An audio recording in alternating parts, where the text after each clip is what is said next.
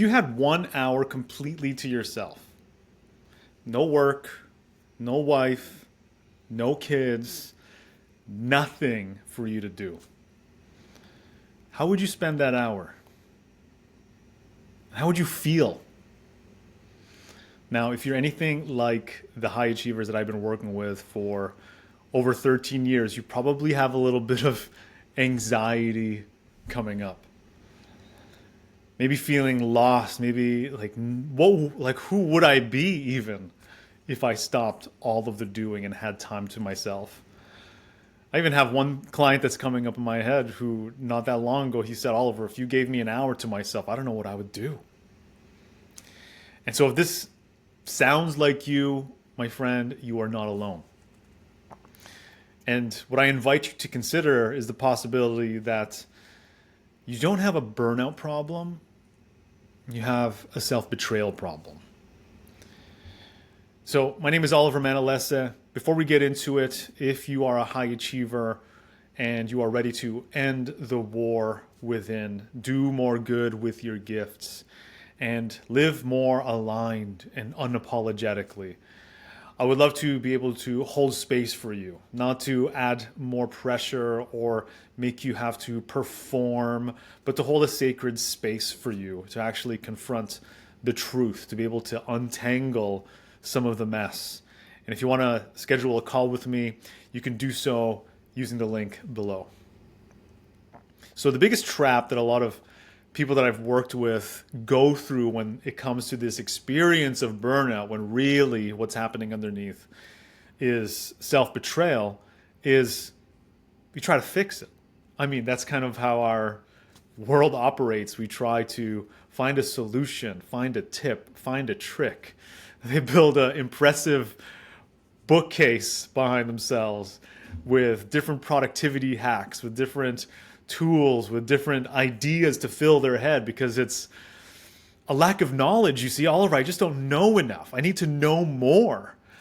And so we fill our heads. More YouTube videos, more podcasts, more books, more audiobooks, more journaling prompts, more breath work, more meditation, more checklists of things to do. And of course, there is a lot of value in many of these practices and many of these resources. But a major issue with this is that it can really add to the overwhelm. It can add to the exhaustion, because it's going to be like this abyss that you're trying to fill, and it'll never really get to a point where you've alleviated yourself of this issue, of this problem. So there's all this optimization happening, all this self-improvement and all this growth happening, but underneath is this deep wound. And if we haven't healed that wound, it's going to be very difficult for us to build on top of it. Like, think of it when you're trying to build a house, you want to have a very strong foundation. So if you feel like you always got to be on, always learning, and take everything that you're learning and put it into action, because that's what a high achiever does. You got to perform, be productive, and that's how you measure your self-worth. Then you're going to be in this vicious cycle for a very long time, unfortunately. And eventually you start to feel a lot even more disconnected, and you start to not realize what's happening at a deeper level. And what really sucks about this is when you are when you're abandoning yourself, when you are betraying yourself, what's really happening is you have boundaries, you have values, your most valuable resource, your energy, is being leaked and drained all over the place, but you can't see it. What you can see is the fact that you probably have an obligation to people, where you put a lot of people first, where there's nothing left for yourself at the end of the day. And maybe sometimes you're left wondering, like one of my clients said, well, who's going to take care of me? Like, at the end of the day, like I'm showing up, I'm being present, resourceful, being loving, being generous for everybody. And who's going to show up for me? And saying yes to everyone but ourselves comes at such a huge cost. And it's not even the burnout itself that hurts so much. It's we start to feel obligated to others. And then when we continually betray ourselves, we start to feel resentment to the people that we're doing this all for. And if that doesn't get alleviated, that leads to moments of rage, anger even, which like it creates this weird cycle within us, because it's just like, wow, that's not me. I'm an optimistic, energetic person, and now I just had an outburst at my wife, at my kids, at my team, at my clients, or even alone in the car. And then, we know that part of ourselves is not really us. And so we try to bury it even more and impersonate, put an old mask on, impersonate an old version of ourselves that was more charismatic, that is more optimistic, more positive, more upbeat, when underneath there's so many unaddressed, unhealed wounds happening. And so it's not that you're not doing enough. You're doing so much. That's a problem. It's not that you don't know enough. You already know so much. There's no new tool, new course, new training, new piece of information, new tactic, new ChatGPT prompt that's going to solve this issue. There's this underlying pain that hasn't been addressed. And that's really the first thing that you got to do. Is if what you're hearing right now is resonating with you, then my invitation for you is to begin with awareness. Change can't happen if you're not acknowledging the truth, the reality of the situation.